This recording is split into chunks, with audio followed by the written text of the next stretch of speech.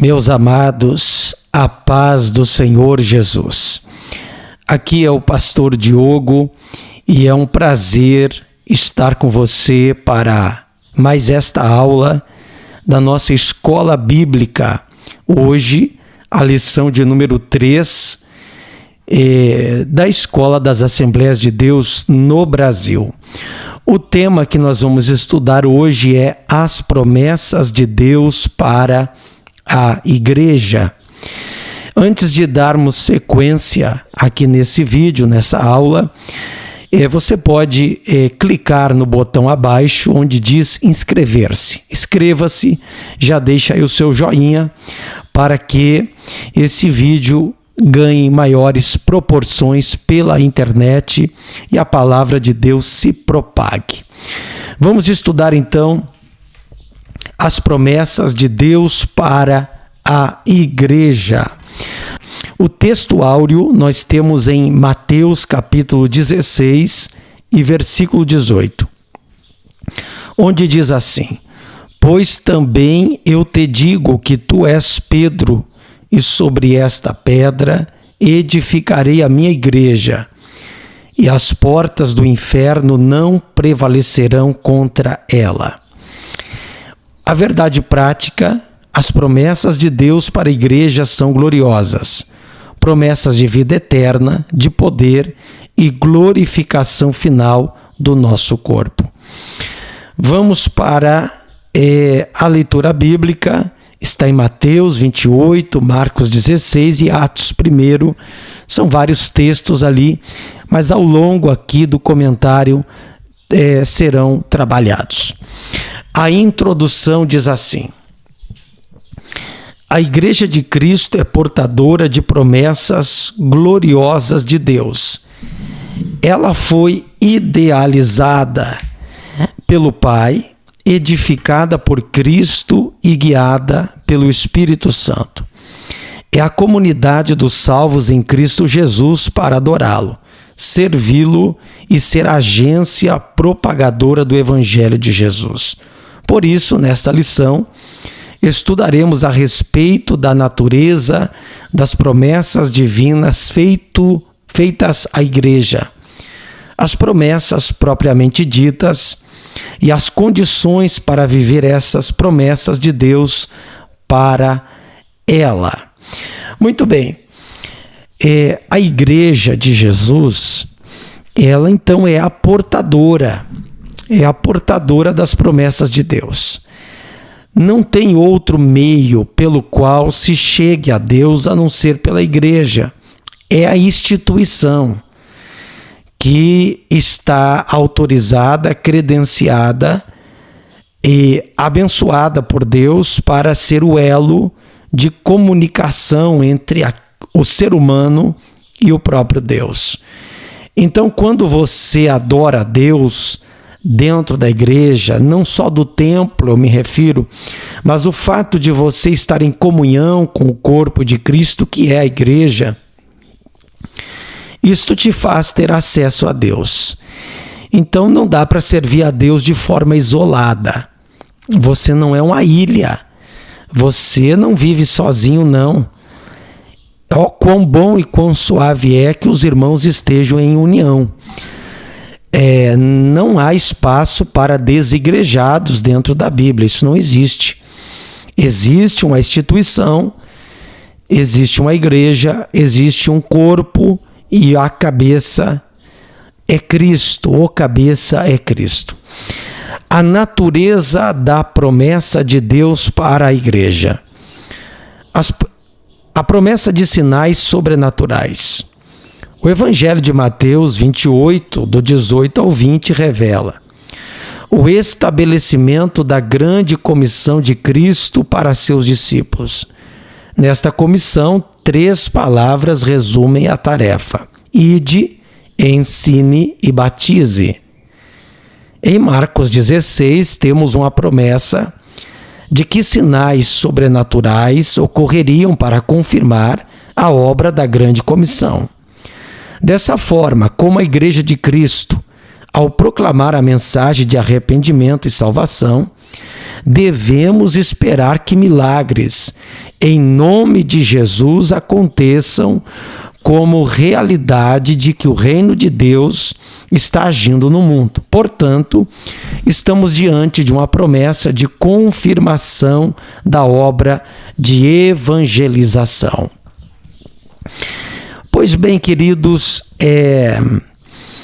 ali 3 palavras são destacadas, são sinais sobrenaturais para a igreja: ide, ensine e batize.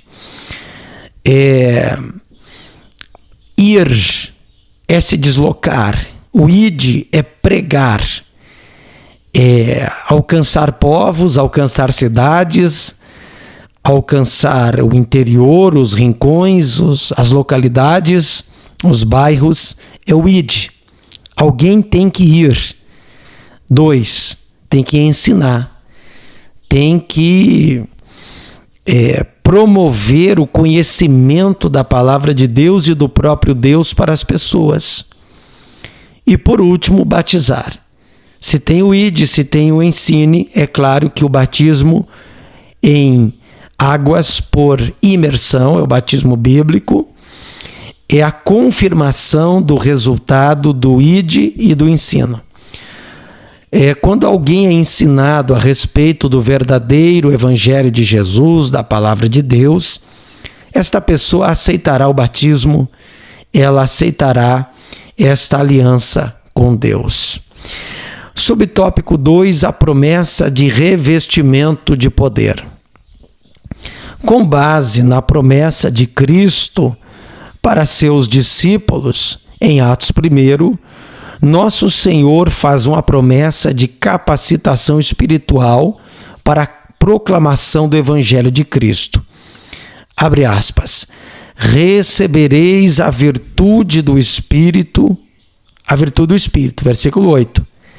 É a promessa do batismo no Espírito Santo para capacitar o crente na transmissão das boas novas de salvação. Além de poder para proclamar, a capacitação do Espírito também nos forja como testemunhas de Cristo, em nossa família, bairro, cidades e nações. Portanto, estamos diante de uma promessa de capacitação espiritual para a evangelização. Então, queridos, o Senhor Jesus, ele prometeu que iria revestir os seus discípulos de poder. E esse revestimento é a capacitação, é a presença marcante do Espírito Santo na nossa vida. É através desse poder que a igreja estará capacitada, o crente capacitado a levar a palavra de Deus com maior ênfase. Olha só que coisa linda como fica aqui. Eu estou procurando no grego do Novo Testamento, claro. Mas recebereis poder, palavra dunamis, ao descer sobre vós o Espírito Santo. A palavra dunamis quer dizer virtude, quer dizer poder, é uma energia, é uma força, é um poder que capacita o pregador, capacita os obreiros, aqueles que creem, a divulgarem a palavra de Deus, porque é com este poder que precisamos. A igreja de Jesus, ela foi projetada para agir com poder. Pentecoste faz parte da igreja e por isso eu tenho esta alegria de fazer parte de uma igreja pentecostal, de um movimento bíblico e pentecostal que acredita. Eu tenho dificuldade para entender igrejas que são contra isso, são contra, não creem nesse poder. O batismo com o Espírito Santo é quando você é imerso no poder do Espírito, e a evidência disso é o falar noutras línguas. É falar nas línguas espirituais. Esta é a prova, a evidência que você foi batizado. E agora, na sequência, vai abrir portas para que você receba dons espirituais de profecia, palavra da sabedoria, palavra do conhecimento, dons de curas e etc. Para que vários dons ocorram na tua vida e isso ajude na eficácia da propagação do Evangelho. Subtópico 3, promessas espirituais para uma instituição espiritual. Ao longo das Escrituras, percebemos que a igreja foi forjada espiritualmente em Cristo. Por isso, a natureza das promessas para a igreja é primariamente espiritual.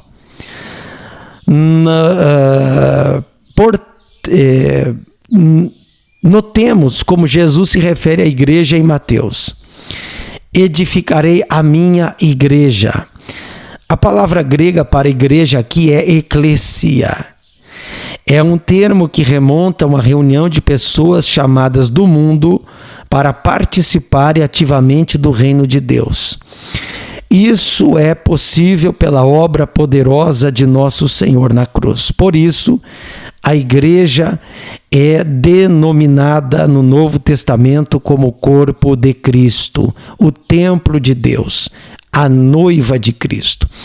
Assim, uma instituição espiritual tem promessas espirituais para serem confirmadas em seu ministério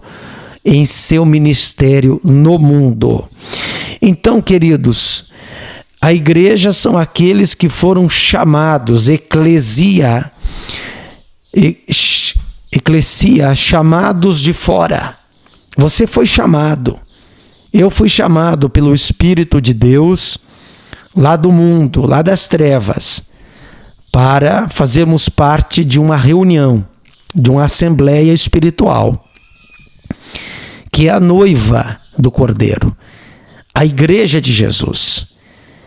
A palavra eclesia, ela é o equivalente grego da palavra hebraica kahal, que quer dizer congregação, reunião, ajuntamento de pessoas com um fim proposital. No caso aqui de adorarmos ao nosso Deus. Então, esta instituição espiritual que é a igreja, ela tem promessas espirituais e que têm sido confirmadas por Deus. O Senhor tem nos ajudado. O tópico de número 2, as promessas de Deus para a igreja. Promessa de vida eterna. Subtópico 1. O estabelecimento da grande comissão do nosso Senhor, como vimos em Mateus 28 e em Marcos 16, constatamos que a primeira e grande promessa da igreja é a vida eterna, a salvação em Cristo Jesus. Essa promessa é para todo aquele que nele crê. Ora, aquele que nele crê é salvo pelo Senhor e, consequentemente, torna-se membro do corpo de Cristo, a igreja do Deus vivo, desde o primeiro dia de seu arrependimento e fé. Ou seja, a pessoa creu na palavra, creu no Evangelho, ela já se torna santo, já se torna automaticamente membro do corpo de Cristo. Claro que a igreja local, ela vai discipular, ela vai batizar, e daí sim, em uma reunião administrativa, em um culto de Santa Ceia, vai declarar oficialmente esta pessoa membro da igreja. Mas quando você crê, você já está salvo. Existem os protocolos de ata, protocolo da reunião administrativa da igreja que você congrega, e está tudo certo. Mas espiritualmente, no momento que você creu na palavra e na pessoa de Jesus. Isto já exercita uma mudança espiritual e até eterna, a vida eterna. A sua história não termina em uma sepultura, não. A pessoa que crê no Senhor Jesus entra para a eternidade, desfrutará de um paraíso espiritual, de uma vida eterna, e isso não se compara a nenhum império aqui na terra. Subtópico 2, promessa de poder.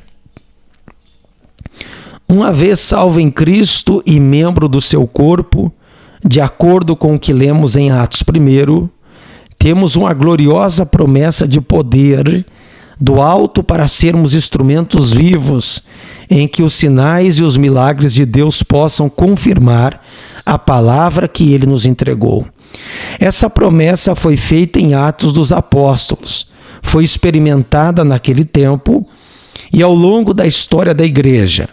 Tem sido confirmada novamente na vida de milhares de servos de Deus que experimentam o batismo no Espírito todos os dias e recebem dons espirituais preciosos para fazer a obra de Deus com fé e ousadia. O mesmo Senhor que batizou em Atos dos Apóstolos ainda batiza hoje. Existe igrejas cessacionistas e as continuistas. As cessacionistas vêm do verbo cessar, são aquelas igrejas que acreditam que as línguas estranhas, o batismo com o Espírito Santo, os dons espirituais cessaram no livro de Atos e na igreja primitiva. Eu lamento que tais igrejas têm esse tipo de interpretação, porque é uma perda enorme para os membros que nela congregam. Todavia, eu faço parte de uma igreja continuista / pentecostal. O que é o continuismo ou pentecostalismo? São aquelas igrejas que acreditam que os dons não cessaram. O batismo com o Espírito Santo não cessou.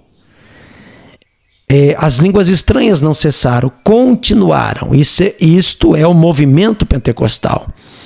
Eu fui batizado com o Espírito Santo quando criei no Senhor Jesus há 20 e tantos anos atrás. Eu vejo pessoas sendo batizadas com o Espírito Santo e falando línguas estranhas ao longo do meu ministério. Vi muitos, vejo seguidamente Jesus batizar. Pessoas, adoradores, crentes, serem agraciados com o dom das línguas espirituais. Então a profecia, a cura acontece nas nossas igrejas. Acontece, nós cremos e Jesus tem operado. Subtópico 3, a promessa da glorificação do nosso corpo. No mesmo corpo do texto bíblico, em que se encontra a promessa de revestimento de poder em Atos 1, também se encontra a promessa da vinda do Senhor. Abre aspas, varões galileus, por que estáis olhando para o céu? Esse Jesus que dentre vós foi recebido em cima no céu, há de vir, assim como para o céu ouviste ir. Atos, capítulo 1, versículo 11. A palavra de Deus nos mostra que quando o nosso Senhor arrebatar a sua igreja, seremos semelhantes a Ele, porque assim como o veremos. 1 João 3:2. Quando o nosso corpo for glorificado, o veremos face a face. E o conheceremos como também Ele nos conhece. Que promessa gloriosa! O nosso corpo aguarda a redenção. Quando, por ocasião do arrebatamento da igreja, para os que estiverem vivos na ocasião, ou se já estivermos morrido, seremos, pois, ressurretos. E tanto no ato do arrebatamento dos vivos e ressurreição dos mortos, naquele ato único do arrebatamento, teremos a glorificação do corpo. Nosso corpo será revestido de brilho, de glórias. E eu tenho vários vídeos aqui no canal, aqui nesse canal. E você vai ver ali como será o nosso corpo, como será a ressurreição. Eu tenho alguns vídeos falando sobre essas coisas aí, uma playlist sobre escatologia. Então, nosso corpo vai ser revestido, glorificado. Tópico 3 e último, condições para viver as promessas de Deus. Tópico 3. É preciso crer. As Escrituras mostram que perseverar na fé em Deus é condição indispensável para viver o tempo do cumprimento de suas promessas. A Bíblia mostra que Abraão recebeu uma promessa de que seria pai de uma grande nação. Ele creu em Deus, perseverou na fé, e isso lhe foi imputado como justiça. Nestes últimos dias, precisamos reanimar a nossa fé nas promessas de Deus. É tempo de confiar no Senhor e se fortalecer na força do seu poder. Efésios capítulo 6, versículo 10. Então, é preciso crer. Ou seja, o crer não é acreditar uma vez e abandonar no dia seguinte. É perseverar. É continuar crendo até a sua morte. Aquele que perseverar até o fim será salvo. Eu sei que esse texto tem e foi dito no contexto escatológico também, ali para a grande tribulação, porém ele é uma verdade espiritual. Não adianta eu acreditar no Senhor Jesus e em um dado momento eu abandoná-lo, eu renunciar à fé. Não, eu preciso perseverar, continuar crendo. Subtópico 2, é preciso ser fiel. Uma vez que cremos no Senhor, devemos nos apresentar a Ele de maneira fiel. Os discípulos de Cristo, conforme nos mostra o livro de Atos, permaneceram fiéis diante do que ouviram diretamente do Senhor. Não importa o tempo que passe, nos apresentaremos a Deus em fidelidade, como fez Jó, que mesmo sem saber que era alvo da malignidade do diabo, que tirou-lhe os bens, os filhos e a saúde, manteve-se fiel, como Daniel, lançado na cova dos leões, ainda assim permaneceu fiel ao Senhor. Tomemos as palavras de Jesus: sê fiel até a morte e dar-te-ei a coroa da vida. Apocalipse 2 e versículo 10. É o que eu dizia antes, não dá para abandonar, é permanecer fiel. Mas não é permanecer fiel quando você tem um churrasco na tua frente, cheio de pessoas que você ama na volta, com muita comida, fartura, alegria e riso. Não. É ser fiel também na hora da luta, na hora da doença, Deus que me livre, Deus te livre. Mas é ser fiel até nas questões difíceis da vida. Daniel estava na cova dos leões, mas não deixou de ser crente quando entrou lá dentro. Continuou adorando. Os 3 jovens da fornalha também. Paulo e Silas estavam na prisão, mas não negaram a sua fé. João estava preso na ilha de Pátimos, mas nem por isso negou a sua fé. Então, perseverar com fidelidade. Subtópico 3, é preciso obedecer a Deus. Obedecer é a condição para que Deus cumpra suas promessas na vida de alguém ou de um povo. bem como de sua igreja. A ordem era clara para os discípulos. Ficai, porém, na cidade de Jerusalém, até que do alto sejais revestidos de poder. Há tanto valor para Deus na obediência que a Bíblia diz que é melhor obedecer que oferecer sacrifícios. Assim é tempo de estar na presença de Deus em santa obediência. Então é isso aí, meus irmãos, obedecer a Deus. É melhor obedecer do que sacrificar. Não adianta jejuar e estar em desobediência. A palavra de Deus, as suas doutrinas são inegociáveis. Você não pode abrir mão dessa fé. Obedecer, ouvir a palavra de Deus, cumpri-la na sua vida.